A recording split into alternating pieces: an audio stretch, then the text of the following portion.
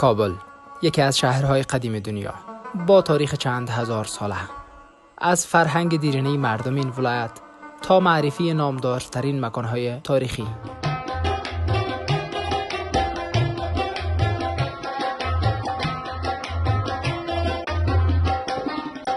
شهریان کابل اینجا میاین و از اینجا دیدن میکنن. اینجا را به نام چشمه خواجه خضر حیات میگن.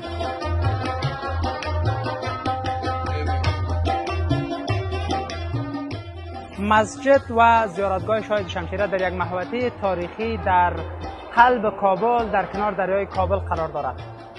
گنبدهای آبی رنگ، صدای کبوتران، جمع جوش مردم، رفت آمد موترهای شهری زیبایی خاص به این محوطه افزوده است. د شرق تلویزیون ټول خبرونه په یوټیوب چینل کې زموږ یوټیوب چینل در سره سبسکرایب کړئ ترڅو تازه او په زړه پورې خبرونه وګورئ.